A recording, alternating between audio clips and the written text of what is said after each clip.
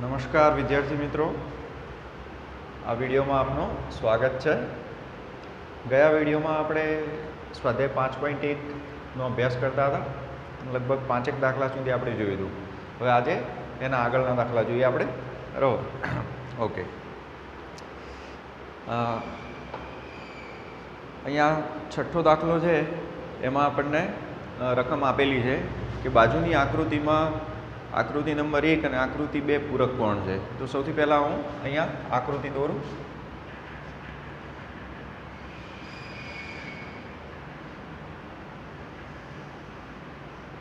આ રીતની એક આકૃતિ આપેલી છે અને રેખિક જોડની આકૃતિ છે એમ આપણે કહી શકીએ. તો આ ખૂણો 1 અને આ જે છે એ ખૂણો 2. બરાબર. હા, હવે રકમ આપણને આપેલી છે કે 1 અને 2 પૂરક કોણ છે. એનો અર્થ એ થયો કે આ બંનેનો સરવાળો 180 અંશ થવો જોઈએ. બરાબર. જો ખૂણો 1 ઘટાડવામાં આવે તો ખૂણો 2માં કયો ફેરફાર થવો જોઈએ કે જેથી બંને પૂરક કોણ જ રહે. બરાબર. તો ખૂબ જ સરળ બાબત છે. અહીંયા માપકોણ 1 પ્લસ માપકોણ 2 બરાબર 180 અંશ થશે. બરાબર, કારણ કે બંને પૂરક છે જ, આપણને પહેલાંથી કીધેલું છે. તો આ બે પૂરક કોણોનો સરવાળો 180 અંશ થાય. હવે માપકોણ 1 અહીંયા ગુરુકોણ છે અને માપકોણ 2 લઘુકોણ છે. હવે માપકોણ 1 છે એ ઘટાડવાનો છે, આપણે ઘટાડવાનો છે. બરાબર.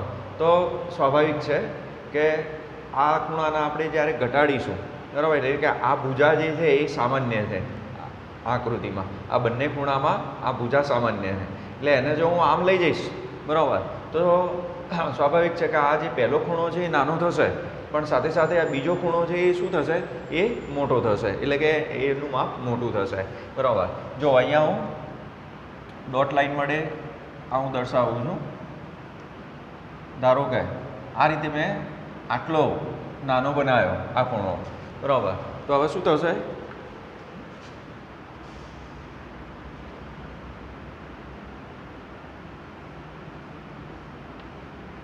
હા, તો હવે શું થઈ ગયું, તો આ જે સામાન્ય ભુજા હતી એ આવી ગઈ. તો હવે તમે જુઓ કે આ એક ખૂણો જે છે એ પહેલાં થોડો મોટો હતો, એ નાનો થયો, પણ સાથે સાથે બીજો ખૂણો પણ મોટો થયો. એટલે આપણે અહીંયા એમ કહી શકીએ, ધારો કે જો હું આને બરાબર આટલે લાવી દઉં, બરાબર, તો અહીંયા તમે જુઓ કે આમ શરૂઆતમાં પહેલો ખૂણો જે ગુરુકોણ હતો એના જગ્યાએ હવે કાટકોણ થઈ ગયો અને બીજો જે લઘુકોણ હતો એના જગ્યાએ પણ કાટકોણ થયો. તો એનો અર્થ એ થયો કે આપણે જેટલા અંશ ખૂણો 1 ઘટાડીશું એટલા જ અંશ ખૂણો 2 મોટો થશે. બરાબર. આપણે અહીંયા લખીએ કે જેટલા અંશ ખૂણો 1 ઘટશે તેટલા જ અંશ ખૂણો 2 વધશે. ખૂણો 2 શું થશે, વધશે. બરાબર. હા, તો અહીંયા આના ઉપરથી પણ આપણે જોઈ શકાય કે માપકોણ 1 બરાબર વત્તા માપકોણ 2 બરાબર 180 છે આપણા પાસે. બરાબર. તો આપણે આના ઉપરથી શું લખી શકીએ, તો કે માપકોણ 1 બરાબર 180 ઓછા માપકોણ 2. અને ધારો કે માપકોણ 2 વિશે લખવું હોય તો શું લખી શકાય, તો 180 ઓછા માપકોણ 1. બરાબર. હવે હું એમ વિચારું કે માપકોણ 1 120 અંશનો છે, 120 અંશનો, તો માપકોણ 2 કેટલા અંશનો થવો જોઈએ. તો આ મારા પાસે આ સૂત્ર છે, તો એના ઉપરથી હું ગણતરી કરું તો 180માંથી 120 બાદ કરું તો માપકોણ 2 મને શું મળશે, 60 અંશ મળશે. બરાબર. હા, ઓકે, ચાલો. હવે આપણે આ ખૂણામાં હું 20 અંશનો ઘટાડો કરી દઉં છું માપકોણ 1માં. તો હવે માપકોણ 1 કેટલું થઈ જશે, 100 અંશ થશે. તો માટે માપકોણ 2 તમે જુઓ 180માંથી મારે કેટલા બાદ કરવા પડશે, 100, તો શું મળશે, 80 અંશ. બરાબર. તો અહીંયા તમે જુઓ કે 120 હતો ત્યારે આ બીજો ખૂણો 60 અંશનો હતો. એટલે આમાં 20 અંશનો આપણે ઘટાડો કર્યો તો માપકોણ 2માં શું થયું, 20 અંશનો વધારો થઈ ગયો, એટલે 60ની જગ્યાએ 80. બરાબર. તો આપણે સરળતાથી સમજી શકીએ કે બંને ખૂણાઓને જો આપણે પૂરક જ રાખવા હોય તો એનો સીધો અર્થ એ થશે કે બંને ખૂણાના માપનો સરવાળો 180 અંશ થવો જ જોઈએ. બરાબર. તો માપકોણ 1 જેટલા અંશ ઘટશે એટલા જ અંશ માપકોણ 2 વધશે. બરાબર. તો આ તમે સરળતાથી સમજી શકશો વિદ્યાર્થીઓ. ઓકે, ચાલો. હવે ત્યારબાદ આપણે આગળનો દાખલો જોઈએ 7મો. એમાં રકમ છે કે બે ખૂણા પૂરક કોણ હોઈ શકે. બરાબર, આપણને બે ખૂણા પૂરક કોણ હોય, બરાબર, પણ અહીંયા શરતો આપી છે. ક્યારે લઘુકોણ હોય, લઘુકોણ હોય, બરાબર. તો આપણને બધાને ખ્યાલ છે, અગાઉ પણ આપણે જોઈ ગયા છીએ કે પૂરક કોણનો સરવાળો હંમેશા કેટલો થવો જોઈએ? 180 અંશ. હવે જો બે લઘુકોણ હોય તો એનો અર્થ એ થાય કે લઘુકોણનું માપ 90 કરતાં ઓછું છે, બરાબર. તો અહીંયા બે લઘુકોણોનો સરવાળો 180 થશે નહીં, બરાબર. એટલે લઘુકોણ છે એ પૂરક કોણ હોઈ શકે નહીં. તો આપણે અહીંયા રીઝન આપી દઈએ કે બે લઘુકોણોના માપનો સરવાળો 180 અંશ કરતાં ઓછો થવાથી તે પૂરક કોણ ન હોય, બરાબર. તો પહેલી શક્યતા આપણી પૂરી થઈ ગઈ. બીજી શક્યતા આપણને આપી છે કે બંને ગુરુકોણ હોય. વિદ્યાર્થીઓ, અહીંયા તમને ખ્યાલ જ છે કે ગુરુકોણનું માપ 90 અંશ કરતાં વધારે છે, બરાબર. તો 90 અંશ કરતાં વધારે હોય ને એવા બે ખૂણાના માપનો આપણે જો સરવાળો કરીએ તો 180 અંશ કરતાં વધી જશે, બરાબર. તો એ પણ પૂરક કોણ બની શકશે નહીં. તો આનું પણ આપણે રીઝન આપી શકીએ કે બે ગુરુકોણોના માપનો સરવાળો 180 અંશ કરતાં વધુ હોવાથી તે પૂરક કોણ ન બની શકે, બરાબર. અને ત્રીજી શક્યતા હવે તમને ખ્યાલ હશે કે શું હશે? કાટકોણ, બરાબર. તો કાટકોણનું માપ આપણને ખબર છે કે એક્ઝેક્ટ કેટલું હોય છે? 90 અંશ. તો બે કાટકોણોનો સરવાળો હંમેશા 90 અંશ થાય જ, બરાબર. તો આપણે અહીંયા રીઝન લખીએ કે બે કાટખૂણાના માપનો સરવાળો 180 અંશ થાય માટે તેઓ પૂરક કોણ છે, બરાબર. તો એક જ શક્યતા રહે આપણા માટે. લઘુકોણ પૂરક કોણ ન બની શકે, ગુરુકોણ પણ પૂરક કોણ ન બની શકે, પણ કાટકોણ છે એ પૂરક કોણ બની શકશે. ઓકે, આ પહેલા પણ આપણે સમજેલા છીએ.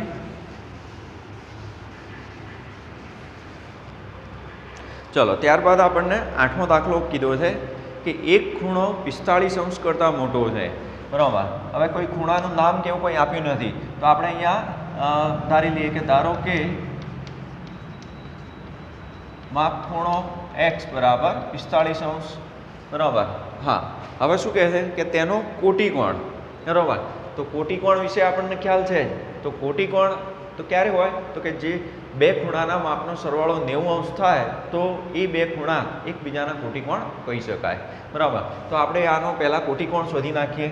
તો માપકોણ x, ખૂણા x નો કોટિકોણ બરાબર તો શું થશે? 90 અંશ ઓછા 45 અંશ. તો કેટલાનો થવો જોઈએ? 45 અંશ, 45 અંશ જ થાય. એટલે કે આના માપ જેટલું જ થવો જોઈએ.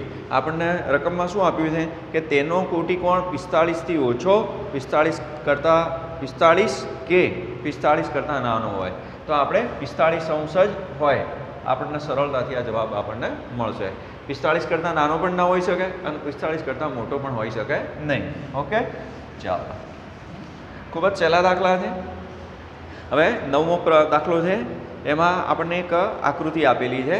હું પહેલાં એ આકૃતિ અહીંયા ડ્રો કરું.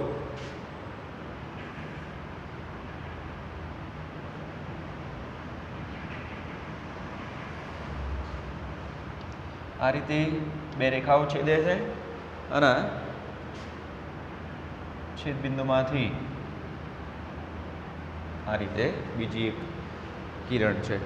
ચલો હવે અહીંયા આ જે ખૂણો છે એ 1 નંબર છે, આ ખૂણો 2, અહીંયા 3, અહીંયા 4 અને આ ખૂણો છે 5 બરાબર। હા, આ જે બિંદુ છે એ ઓ બિંદુ છે, આ બિંદુ ઓ બિંદુ છે, અહીંયા એ આપેલું છે, પછી અહીંયા ડી બિંદુ આપેલું છે આપણને, અહીંયા બી આપેલું છે, અહીંયા ઈ ઓકે, અને અહીંયા આપેલું છે સી બિંદુ। ચાલો હવે આ પ્રકારની આપણને આકૃતિ આપેલી છે બરાબર। હવે પહેલો પ્રશ્ન છે કે ખૂણો 1 અને 2 આસન્ન કોણ છે? ખૂણો 1 અને ખૂણો 2 આસન્ન કોણ છે એમ પૂછ્યું છે પ્રશ્ન આપણને, ક્વેશ્ચન માર્ક બરાબર। તો અહીંથી આપણને દેખાય છે ખૂણો 1, તો આ અહીંથી એટલે નામ જો હું બોલું તો AOC બરાબર। હા, અને બીજો ખૂણો થશે COE બરાબર। આ બે ખૂણા છે બરાબર। આપણે બાકીનું અત્યારે ભૂલી જઈએ તો પહેલો ખૂણો થશે 1 બરાબર શું થશે તો ખૂણો AOC દરેક આકૃતિમાં દેખાતું હશે। હા, ખૂણો 2 તો એ કયો છે? COE। તો આપણે આસન્ન કોણનો અભ્યાસ પહેલાં કર્યો છે, તો એમાં હવે એ પ્રમાણે જોઈએ તો આપણે પહેલું ઓ બિંદુ જે છે, ઓ બિંદુ એ તમે જુઓ ખૂણા AOC માં છે અને ખૂણા COE માં પણ છે, એટલે કે અહીંયા સામાન્ય પહેલું આપણે લખીએ કે બિંદુ O એ સામાન્ય શિરોબિંદુ છે, શિરોબિંદુ છે। આપણે આ બંને ખૂણાની વાત કરીએ છીએ, આ બંને ખૂણામાં બિંદુ O એ સામાન્ય શિરોબિંદુ છે। હા, પછી તો અહીંયા આ OC કિરણ એટલે કે OC ભુજા એ તમે જુઓ ખૂણા AOC એમાંય છે અને ખૂણા COE એમાંય છે, એટલે કે OC ભુજા એ શું થશે? સામાન્ય ભુજા થશે બરાબર। તો આપણે લખીએ કે કિરણ OC બરાબર અથવા ભુજા, હા, તે સામાન્ય ભુજા છે બરાબર। આ બીજો પોઈન્ટ થઈ ગયો। હા, અને બાકીની બે ભુજાઓ એટલે કઈ તો કિરણ OA અને કિરણ OE એ OC ની બંને બાજુએ આવેલી છે। હા, અહીંયા બાકીની બે ભુજાઓ તો કઈ થશે? અહીંયા OA કિરણ અને OE કિરણ સામાન્ય ભુજા OC ની બંને બાજુએ છે બરાબર। તો આ શરતો અનુસાર આપણે શું કહીશું તો કે આ ખૂણો 1 અને ખૂણો 2 આસન્ન કોણ છે, એટલે આ ત્રણેય શરતો આપણને સંતોષાય છે, માટે ખૂણો 1 અને ખૂણો 2 આસન્ન કોણ છે, આસન્ન કોણ છે ઓકે બરાબર। તો આસન્ન કોણની આપણને વ્યાખ્યા યાદ હોય તો આ એના ઉપરથી આપણે સરળતાથી તારણ કાઢી શકીએ બરાબર। ઓકે, ચાલો બીજો પ્રશ્ન જોઈએ આપણે। બીજો પ્રશ્ન એમાં આપ્યો છે ખૂણો AOC, ખૂણો AOC અને ખૂણો AOE અને ખૂણો AOE આસન્ન કોણ છે, આસન્ન કોણ છે, આપણને ક્વેશ્ચન માર્ક પૂછ્યો છે બરાબર। તો ચાલો ખૂણો AOC એટલે 1 નંબરનો ખૂણો, હા, અને અહીંયા ખૂણો AOE બરાબર। બરાબર ધ્યાનથી જોજો, ખૂણો AOC તો તમને ખ્યાલ આવ્યો, પણ ખૂણો AOE બરાબર। ઓકે, ચલો અહીંયા બીજા કલરથી હું હાઇલાઇટ કરું તો આ AOE તો શું થશે? આ આખો ખૂણો થયો, આખો AOE બરાબર। તો આ બે આસન્ન કોણ છે એમ કહે છે. તો અહીંયા આપણે બરોબર ધ્યાનથી તમે જુઓ તો શું દેખાય છે? સામાન્ય શિરોબિંદુ તો છે ઓ બિંદુ, બરાબર.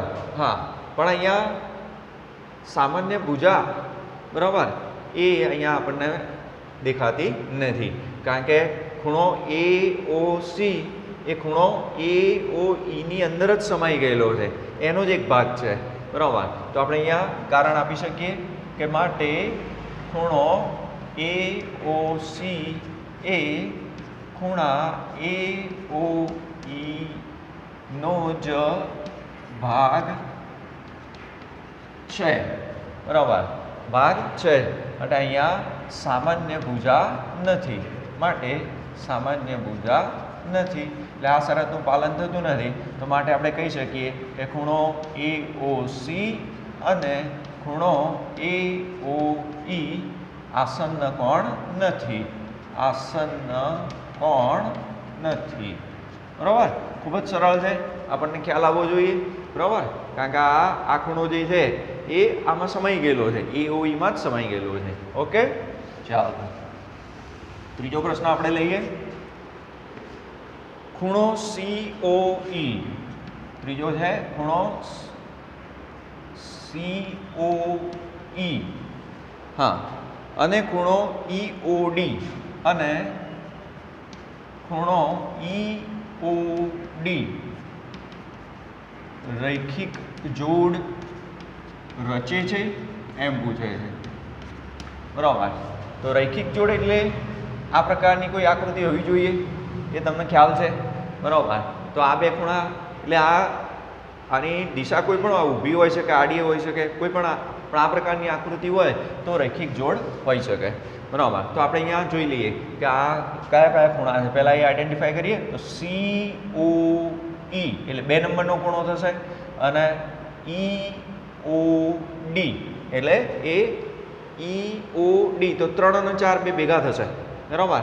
હા, તો ધારો કે હું આ ભુજા જો આમ દબાઈ દઉં તો હવે તમે જુઓ ખૂણો અહીંયા ખૂણો COE આ ખૂણો અને ખૂણો EOD. તો આ અહીંયા મેં હમણાં દોરી પ્રમાણેની આકૃતિ દેખાય જ છે, તો આપણે સરળતાથી કહી શકીએ કે આ બંને ખૂણા રૈખિક જોડ રચે છે, બરાબર. પણ અહીંયા આપણે શું કરીશું તો રૈખિક જોડ પ્રમાણે અહીંયા આપણે લખીએ કે બંને ખૂણામાં, બરાબર. હા, ચાલો આ OE ભુજા છે એ જુઓ COE માં છે અને EOD માં છે, એટલે OE ભુજા શું થશે? સામાન્ય ભુજા થશે. OE કિરણ સામાન્ય ભુજા છે, બરાબર. અને બાકીની બે ભુજાઓ એટલે કઈ કઈ થશે તો કે OC કિરણ અને OD કિરણ એ પરસ્પર વિરુદ્ધ છે, બરાબર. હા, ભુજા OC કિરણ અને OD કિરણ એ પરસ્પર વિરુદ્ધ ભુજાઓ છે,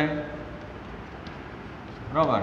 માટે ખૂણો COE અને ખૂણો EOD એ શું છે? રૈખિક જોડ રચે છે એમ આપણે કહી શકીએ, બરાબર. તો ખૂબ જ સહેલું છે, બરાબર. ઓકે, ચાલો. એટલે અહીંયા ખૂણાનો માપ આપો તો પણ તમે ચાલશે, 2 અને 3 વત્તા 4, બરાબર. ઓકે, હવે ચોથી બાબત આપણે જોઈએ. ચોથો દાખલો તો કે ખૂણો BOD, ચોથું આપણને આપ્યું છે ખૂણો BOD અને ખૂણો DOA પૂરક કોણ રચે છે, પૂરક કોણ રચે છે એમ પૂછ્યું છે આપણને. તો પહેલાં આપણે ખૂણો આઈડેન્ટિફાઈ કરી લઈએ કયા કયા ખૂણા છે એ. તો BOD એટલે BOD તો એ કયો ખૂણો થશે? ખૂણા નંબર 4. અને DOA તો એ થશે ખૂણો 5, બરાબર. તો રૈખિક જોડ જે પૂરક હોય તો રૈખિક જોડના ખૂણા કેવા હોય છે? પૂરક હોય, બરાબર.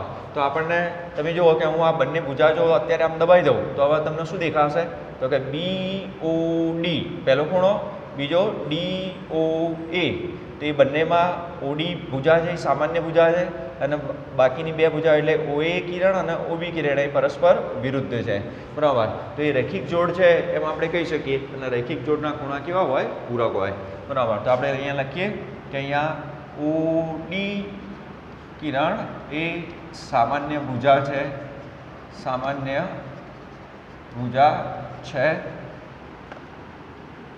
ત્યારબાદ આપણે લખીએ કે અહીંયા OA કિરણ અને OB કિરણ એ પરસ્પર વિરુદ્ધ ભુજાઓ હોવાથી ખૂણો BOD અને ખૂણો DOA પૂરક કોણ છે એમ પણ કહી શકીએ અથવા આમ પણ આપણે લખી શકાય રૈખિક જોડ રચે છે બરાબર અને રૈખિક જોડ ના ખૂણા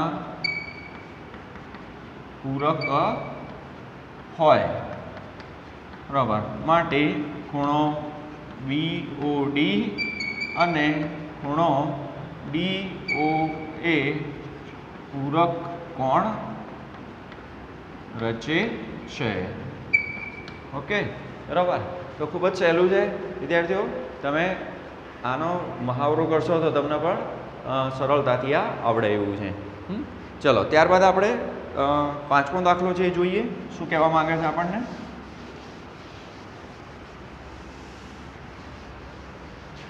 હા આકૃતિ આપણી એની જ રાખવાની છે આકૃતિમાં કોઈ ફેરફાર કરવાનો નથી અહીંયા પાંચમો આપણને શું કહે છે કે ખૂણો 1 અને ખૂણો 4 અભિકોણ છે ખૂણો 1 અને ખૂણો 4 અભિકોણ છે બરાબર તો અભિકોણ એટલે શું તો ચોકડી એટલે કે સામસામેના ખૂણા એ આપણને ખ્યાલ છે આ સામસામેના ખૂણા એ અહીંયા અભિકોણ બનશે તો આપણે ખૂણો 1 તો એ તો હવે આપણને ખ્યાલ છે કે EOC હા અને અહીંયા ખૂણો 4 એટલે ખૂણો DOB અથવા BOD ગમે તે કહી શકો બરાબર તો આપણે અહીંયા હા બંનેથી ચોકડી રચાય જ છે અને સામસામેના ખૂણા છે એટલે કે અભિકોણ છે તો આપણે અહીંયા લખીએ કે અહીંયા હા રેખા CD બરાબર આ એક રેખા CD તથા આ બીજી રેખા થશે AB રેખા AB ના પરસ્પર O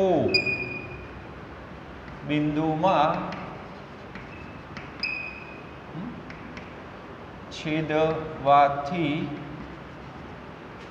રચાતા ખૂણાઓ બરાબર ખૂણો 1 અને 4 છે બરાબર અને અભિકોણના માપ કેવા હોય છે સમાન હોય છે બરાબર એટલે આ બંને ખૂણા કેવા થશે સમાન છે એટલે આપણે અહીંયા રીઝનમાં એ આપીએ છીએ કે બે રેખાઓ પરસ્પર એક બિંદુમાં છેદે તો સામસામેના ખૂણા બરાબર હા તથા ખૂણો 1 અને ખૂણો 4 સામસામેના ખૂણા છે સામસામેના ખૂણા છે માટે ખૂણો 1 અને ખૂણો 4 અભિકોણ રચે છે ઓકે બરાબર તો એકદમ સરળ છે હા પાંચમો પ્રશ્ન પણ આપણને આપેલો છે એ પણ અભિકોણને લગતો જ છે સોરી છઠ્ઠો પ્રશ્ન આપણને કીધું છે ખૂણા 5 નો અભિકોણ કયો છે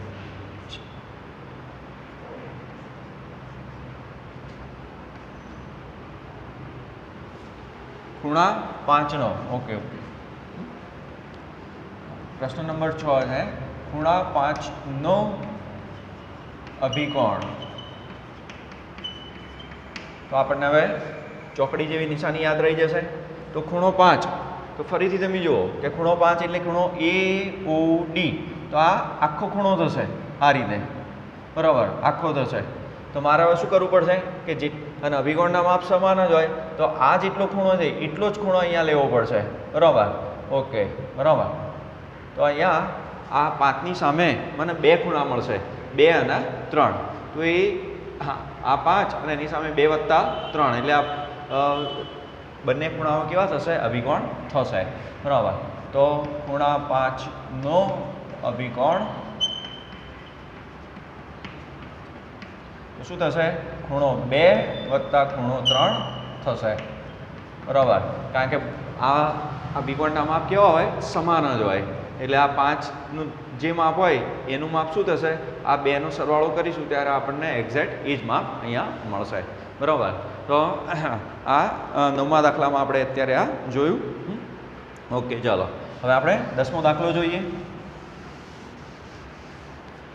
તો 10મા દાખલામાં શું કીધું છે કે નીચેની આકૃતિ ઉપરથી માંગેલા ખૂણાઓની જોડ દર્શાવો, બરાબર. તો આ ભૂમિતિ છે એટલે આકૃતિઓ રહેશે અને આકૃતિ પરથી જ આપણે આ પ્રશ્નોના જવાબ આપવા પડશે.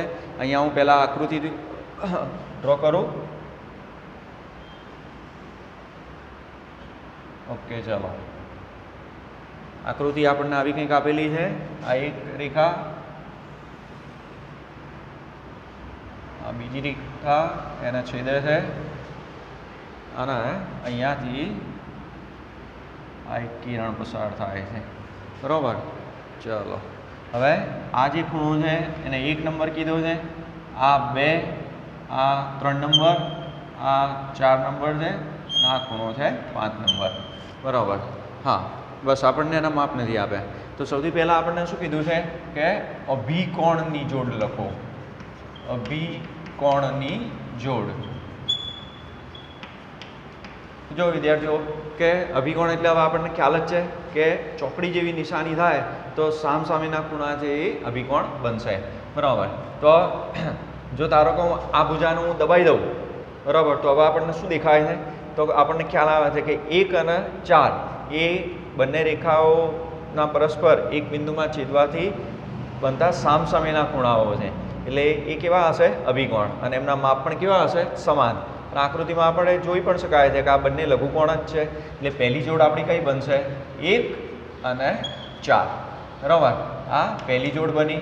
હવે બીજી જોડ આપણની કઈ બનશે? તો બીજી જોડમાં તમે જુઓ કે મેં આમ આ ભુજા આમ દબાવી હતી, બરાબર. તો 1 અને 4 મળ્યું, બરાબર. હવે આપણે આ ખૂણો 5, ખૂણો 5, તો ખૂણો 5 એટલે આખો આ થશે, આ ખૂણો આખો, બરાબર, આ રીતે. તો સામે પણ શું મને મળશે? આ આખો મળશે આ રીતે, બરાબર. તો અહીંયા સામે 2 ખૂણા આપેલા છે તો આપણે કંઈ કન્ફ્યુઝ થવાની જરૂર નથી. આ 5નું જે માપ હશે ગુરુકોણ છે તો આ 2નો સરવાળો એ ગુરુકોણના માપ જેટલો જ થશે. આ બંને લઘુકોણ છે, બરાબર. હા, એટલે કે આ 5નો અભિકોણ શું થશે? ખૂણો 2 વત્તા ખૂણો 3, બરાબર. તો ખૂણો 5 અને ખૂણો 2 વત્તા ખૂણો 3, તો આ અભિકોણ થઈ ગયા, બરાબર. આ સિવાય કોઈ પણ પ્રકારનો હવે અહીંયા કોઈ અભિકોણ બનતો નથી, બરાબર. ખ્યાલ આવે છે ને તમને? ઓકે, ચાલો આપણે નેક્સ્ટ લઈએ. રૈખિક જોડના ખૂણા કીધા છે આપણને. રૈખિક જોડ. બીજો પ્રશ્ન જે આપણને કીધો એ શું કીધું છે? રૈખિક જોડના ખૂણા, બરાબર. તો ખૂબ સરળ છે. તો રૈખિક જોડ તો મેં પહેલાં પણ તમને કીધું કે આ પ્રકારની આકૃતિ આવે એની દિશા કોઈ પણ હોય તો આ આકૃતિ બને ત્યારે રૈખિક જોડ રચાય છે એમ આપણે કહી શકીએ, બરાબર. તો અહીંયા આપણે જોઈએ. હા, તો જુઓ આને હું ધારો કે આ બંને ભુજાઓનું દબાઈ દઉં છું તો જો આના જેવી આકૃતિ થઈ ગઈ. તો કયા કયા ખૂણા દેખાય છે? તો ખૂણો 1 અને ખૂણો 5. તો આપણી પહેલી જોડ બનશે ખૂણો 1 અને ખૂણો 5, બરાબર. આ ઉપરની જોડ બની ગઈ. ચલો હવે હું આ ભુજાઓ દબાઈ દઉં છું આ બંને. તો કયા કયા ખૂણા રચાય છે? તો ખૂણો 5 અને ખૂણો 4, બરાબર.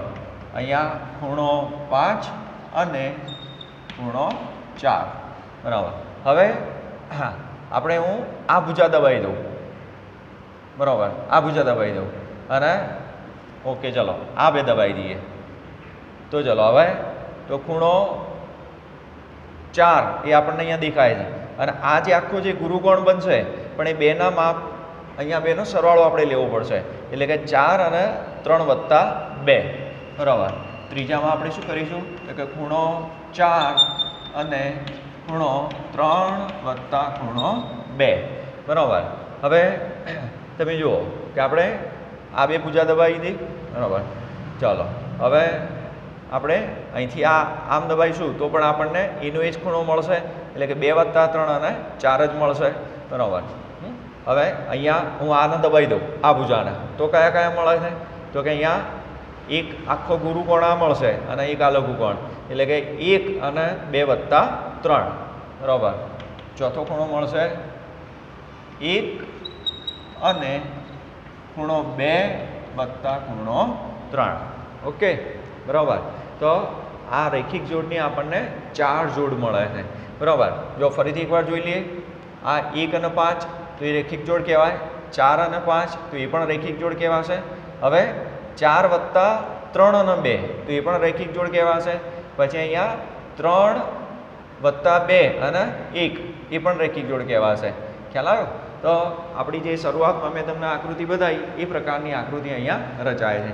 એટલે આ જે આકૃતિમાં આપણને આવી 4 જોડ રૈખિક જોડના ખૂણા મળે છે. બરાબર, ઓકે ચાલો નેક્સ્ટ આપણે જોઈએ હવે શું આપણને આપ્યું છે. હા ચલો હવે દાખલા નંબર 11 જોઈએ આપણે.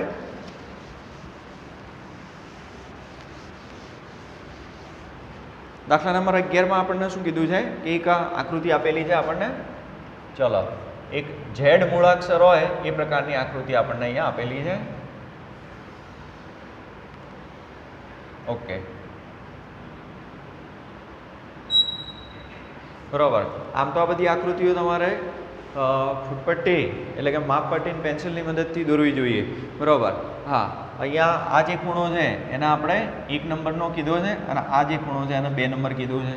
સૂચના આપણને આપી છે કે બાજુની આપેલી આકૃતિમાં ખૂણો 1 અને ખૂણો 2 નો આસન્ન કોણ છે એમ કહે છે. બરાબર, ખૂણો 1 અને ખૂણો 2 આસન્ન કોણ. બરાબર, તો આસન્ન કોણ વિશે તો હમણાં પણ આપણે વાત કરી. તો આપણને પહેલી જ શરત આપણી હતી કે ભાઈ સામાન્ય બંને ખૂણાઓનું શિરોબિંદુ સામાન્ય હોવું જોઈએ. તો આ બિંદુ જે છે એ ખૂણા 1 નું શિરોબિંદુ થશે અને આ બિંદુ છે એ ખૂણા 2 નું શિરોબિંદુ થશે. તો બંને શિરોબિંદુ કેવા છે? અલગ છે.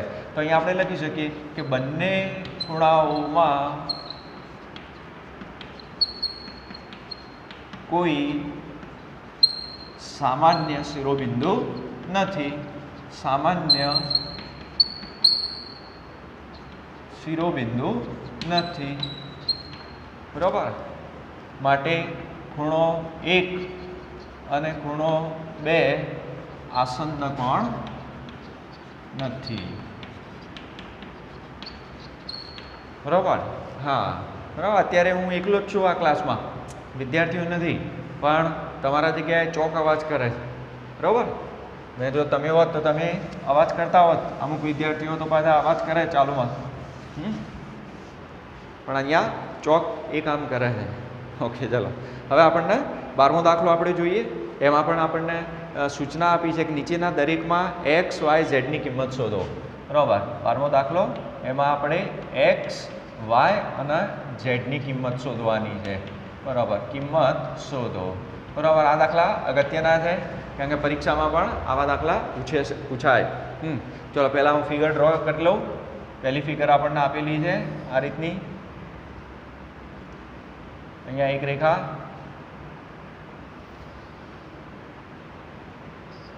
બીજી રેખા આ રીતે આપી છે. ચલો હા, આ જે ખૂણો આપણને આપ્યો છે એ 55 અંશનો આપેલો છે. ઓકે, આ જે ખૂણો છે એ આ y છે, આ ખૂણો y છે, આ ખૂણો x છે અને આ ખૂણો z છે. બરાબર, હવે આપણે અહીંયા x, y, z ના મૂલ્યો શોધવાના છે. તો વિદ્યાર્થીઓ તમે જુઓ કે આપણે ઘણા બધા ખૂણાઓનો અભ્યાસ કર્યો છે. બરાબર. એમાં ખાસ કરીને રેખિક જોડ, અભિકોણ, બરાબર, એ બધાનો આપણે અહીંયા ઉપયોગ કરવો પડશે. તો સૌથી પહેલાં આવી આકૃતિઓમાં આપણે ધ્યાનથી અવલોકન એટલે ઓબ્ઝર્વેશન કરવું પડે કે કઈ જગ્યાએ કયા કયા પ્રકારના ખૂણા રચાઈ શકે. બરાબર. તો આ દાખલાને સોલ્વ કરવા માટે ઘણી બધી રીતે સોલ્વ થઈ શકે. આ 55ની જગ્યાએ આના કદાચ તમારે નામ આપવા હોય તો નામ આપી શકાય, અંકથી તમે અંક આપીને પણ એને સોલ્વ કરી શકો. બરાબર. અથવા ડાયરેક્ટ પણ સીધો સોલ્વ કરી શકાય. તો અહીંયા તમે જુઓ કે હું આ ભુજાનો જો આમ દબાવું તો હવે આ બે ખૂણા શું બને છે? તો રેખિક જોડ જેવા લાગે છે. બરાબર. રેખિક જોડ. તો આપણે અહીંયા અને રેખિક જોડના ખૂણા કેવા હોય? પૂરક હોય છે. બરાબર. અને એમનો સરવાળો કેટલો થવો જોઈએ? 180 અંશ. બરાબર. તો આપણે અહીંયા લખીએ. બરાબર. કે માપકોણ y પ્લસ 55 બરાબર 180 અંશ. એનું રીઝન હું અહીંયા આપું છું. શું આપું છું? માટે રૈખિક જોડના ખૂણા અને પાછા આપણે શું લખીએ? પૂરક હોય. તો આપણે આ વિધાન લખી શકીએ કે માપકોણ y વત્તા 55 બરાબર 180 અંશ. તો એના ઉપરથી આપણે y ની કિંમત શોધીએ. માટે માપકોણ y બરાબર શું થશે? 180 અંશ ઓછા 55 અંશ. તો આ બેની બાદબાકી કરી નાખીએ આપણે. તો અહીંયા 5 125 અંશ. તો માટે માપકોણ y બરાબર 125 અંશ. બરાબર. એટલે y નું મૂલ્ય આપણને મળી ગયું અહીંયા. એકદમ સહેલું. તો આપણે અહીંયા શેનો ઉપયોગ કર્યો? રેખિક જોડનો ઉપયોગ કર્યો. બરાબર. તો આ 125 અંશ આપણને મળ્યો. હવે અહીંયા તમે બરોબર જુઓ કે આ બે રેખાઓ પરસ્પર એક બિંદુમાં છેદે છે. તો સામસામેના ખૂણા, તો સામસામેના ખૂણા કેવા થશે? અભિકોણ થશે. તો આપણે અહીંયા લખીએ કે માપકોણ y ઇક્વલ ટુ માપકોણ z. બરાબર. Equal to z. તો આનું કારણ આપે. માટે અહીંયા અભિકોણની જોડ, અભિકોણની જોડ અને તેમના માપ સમાન હોય, તેમના માપ સમાન હોય. બરાબર. તો હવે શું થશે? માપકોણ y નું માપ તો આપણને મળેલું જ છે 125. તો આપણે લખીએ માપકોણ y ઇક્વલ ટુ માપકોણ z ઇક્વલ ટુ 125 ડિગ્રી. માટે માપકોણ z ઇક્વલ ટુ 125 ડિગ્રી. બરાબર. તો આપણને આ z નું મૂલ્ય પણ અહીંયા મળી ગયું. બરાબર. z નું મૂલ્ય પણ આપણને અહીંયા મળ્યું. ચલો ફરીથી આપણે અહીંયા જોઈએ. જો હું આ ભુજાને દબાઈ દઉં, બરાબર, તો હવે શું થશે? તો x અને z એ રેખિક જોડના ખૂણા બનશે. બરાબર. તો પણ આપણને માપ મળી શકે કારણ કે z નું માપ આપણા પાસે છે. હા, જો એમ ના કરવું હોય તો અહીંયા આ બે ખૂણા જુઓ. જેમ y અને z અભિકોણ હતા એમ આ બંને ખૂણા પણ શું બનશે? અભિકોણ બનશે. તો આ બંનેમાંથી કોઈ પણ એક વસ્તુ તમે ઉપયોગ કરી શકો છો. બરાબર. તો અહીંયા ફરીથી હું લખું કે અહીંયા માપકોણ x પ્લસ માપકોણ z બરાબર 180 અંશ. બરાબર. ઓકે, ચલો અહીંયા હું ભૂસી નાખું છું.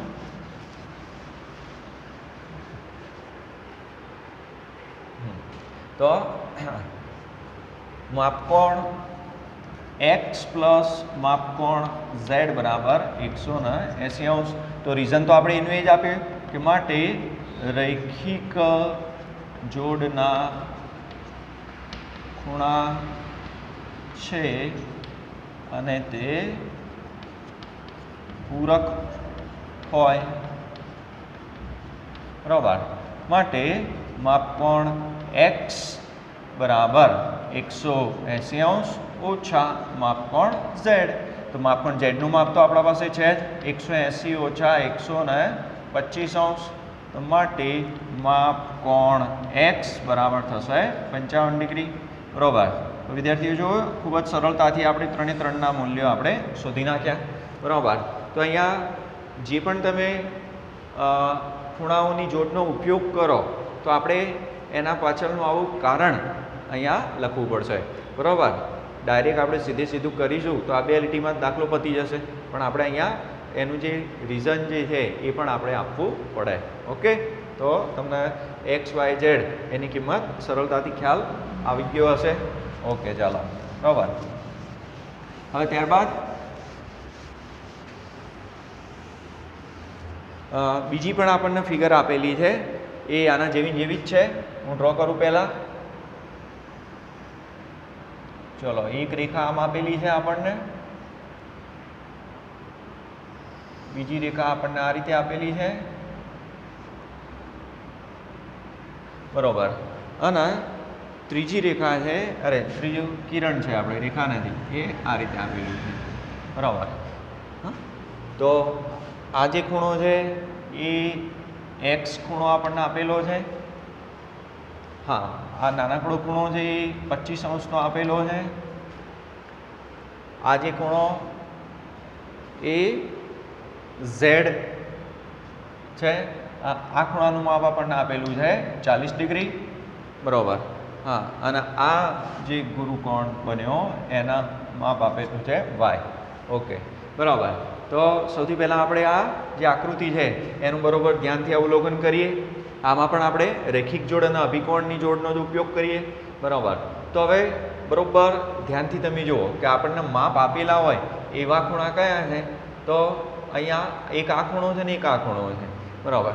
હવે જો હું આ ભુજાને દબાવું બરાબર તો શું દેખાય છે મને, અને જો હું આને દબાવી દઉં તો શું મને દેખાય છે, તો આ અને આ એ બે રૈખિક જોડના ખૂણા, એટલે કે આ લઘુકોણ છે અને આ ગુરુકોણ બરાબર. પણ અહીંયા આ ગુરુકોણમાં બે ખૂણાનો સરવાળો મારે લેવો પડશે બરાબર, પણ રૈખિક જોડ તો રચાયા જ છે. તો હું અહીંયા લખી શકું બરાબર. જો અહીંયા બરાબર ધ્યાનથી જોજો, આ પહેલો ખૂણો હું લખું છું 40° પ્લસ, હવે આ ખૂણો લખું છું તો માપકોણ એક્સ આના સાથે જ આવે છે વત્તા 25° બરાબર 180 બરાબર. તો અહીંયા હું રીઝન આપી શકું કે માટે હા 40° તથા બરાબર. હવે અહીંયા જુઓ મારે આ બેની જોડ બતાવી છે એટલે હું અહીંયા કૌંસમાં મૂકી દઉં તો હવે આ બે ખૂણા જ બનશે બરાબર. અહીંયા ભલે આ બેનો સરવાળો છે પણ ખૂણો એક જ ગણાશે બરાબર. તથા માપકોણ એક્સ વત્તા 25° એ રૈખિક જોડ રચે છે બરાબર. રૈખિક જોડ રચે છે તથા પૂરક છે, એમ પણ આપણે કહી શકીએ, પૂરક છે બરાબર. તો અહીંયા 180° આપણે લખી શકીએ. તો હવે આપણું આનું સાદુરૂપ આપણે આપી શકીએ. તો અહીંયા જુઓ શું હતું તો કે 40° પ્લસ માપકોણ એક્સ પ્લસ 25° બરાબર 180°. 40 વત્તા 25 એટલે થશે 65°. તો માપકોણ એક્સ પ્લસ 65° બરાબર થશે 180°. તો માટે માપકોણ એક્સ બરાબર 180° ઓછા 65°. તો માટે માપકોણ એક્સ બરાબર તો અહીંયા થશે 125°, અરે 115°. હા 115° થશે બરાબર. તો આ એક્સનું માપ છે એ આપણને મળી ગયું. ઓકે, એક્સનું માપ મળ્યું. તો હવે તમે જુઓ કે અહીંયા એક્સનું માપ મળ્યું. હવે આપણે એક્સ અને 25 વત્તા ઝેડ જો હું આના આમ દબાવું તો એ પણ તમને રૈખિક જોડ જણાય છે બરાબર. રૈખિક જોડ તમને ખ્યાલ આવે છે બરાબર. તો આ બેના આપણે રૈખિક જોડ લઈએ તો અહીંયા ફરીથી હું લખું કે માપકોણ એક્સ પ્લસ, હવે હું કૌંસમાં લખીશ કારણ કે બે ખૂણા છે, તો 25° પ્લસ માપકોણ ઝેડ બરાબર 180°. તો ફરીથી હું રીઝન આપીશ કે અહીંયા રૈખિક જોડ ના ખૂણા છે તથા પૂરક છે, પૂરક કોણ છે બરાબર. તો અહીંયા આપણે લખીએ માટે માપકોણ એક્સ પ્લસ 25° પ્લસ માપકોણ ઝેડ બરાબર 180°. તો અહીંયા શું થશે, હા આ માપકોણ એક્સનું માપ હવે આપણને ખબર છે કેટલા છે 115, તો 115° વત્તા માપકોણ ઝેડ વત્તા 25° બરાબર 180° થશે. તો 115 વત્તા 25 તો માપકોણ Z પ્લસ માપકોણ Z પ્લસ અહીંયા 140° બરાબર 180°. તો માટે માપકોણ Z બરાબર કેટલો થશે 180° ઓછા 140°. તો માટે માપકોણ Z બરાબર થશે 40°. બરાબર. તો અહીંયા માપકોણ Z નું માપ પણ આપણને અહીંયા સરળતાથી મળી ગયું. બરાબર. તો અહીંયા તમે જુઓ કે આપણે અહીંયા રેખિક જોડનો ઉપયોગ કર્યો. ધારો કે અભિકોણનો ઉપયોગ કર્યો હોત તો જુઓ આ બે અભિકોણ જ થતા હતા, બે રેખાના પરસ્પર છેદવાથી બનતા સામસામેના ખૂણા. બરાબર. તો આ ઝેડનું માપ આમાં આપણને અહીંયા 40° જ મળે. બરાબર. ઓકે, ખ્યાલ આવ્યો? તો આ જે ઝેડનું માપ છે એ આપણને મળ્યું 40, એક્સનું માપ મળ્યું છે 115. બરાબર. તો હવે આપણે વાય શોધવાનો છે. વાય તો એ પણ હવે તમે ખૂબ સરળતાથી શોધશો અથવા તમને ખ્યાલ આવતો હશે આ આકૃતિમાં. બરાબર. કે હવે આપણે આ આકૃતિમાં શું જોઈએ તો જો ઉપરની બંને ભુજાઓ દબાવી દઉં તો ફરીથી આપણને અહીંયા આ બંને રેખિક જોડના ખૂણા મળે છે. બરાબર. તો અહીંયા ફરીથી હું લખું કે માપકોણ y પ્લસ માપકોણ z બરાબર 180°. તો માટે રેખિક જોડના ખૂણા પૂરક હોય આ રીઝન મેં આપી દીધું. બરાબર. તો માટે માપકોણ y પ્લસ માપકોણ z બરાબર 180°. તો ઝેડનું માપ આપણા પાસે છે માપકોણ y વત્તા 40° બરાબર 180°. તો માટે માપકોણ y બરાબર 180° ઓછા 40°. તો માપકોણ y બરાબર થશે 140°. બરાબર. તો આ આપણે 3 માપ શોધી નાખ્યા સરળતાથી. ખ્યાલ આવ્યો? બરાબર. તો હવે તમે જુઓ કે અહીંયા ધારો કે હું આ ભુજા દબાવી દઉં, સોરી આ ભુજા. બરાબર. તો હવે આ વાય ખૂણો આટલો થયો તો મારે એનો અભિકોણ લેવો હોય તો કેટલો આખો ખૂણો થશે આ? હા. તો હવે જુઓ આ 25 ના કેટલા 115 તો થઈ ગયા 140. તો એ રીતે લઈએ તો પણ આ ખૂણાઓનું માપ આપણને મળી શકે. તો વિદ્યાર્થી મિત્રો તમે આ જુદા જુદા ખૂણાઓનો ઉપયોગ કરી અને આવા દાખલા આપણે સરળતાથી સોલ્વ કરી શકીએ છીએ. બરાબર. તો આ વિડીયોમાં આપણે અહીં સુધી રાખીએ. ત્યાર પછીના દાખલા જે છે એ નેક્સ્ટ વિડીયોમાં લઈશું. Thank you.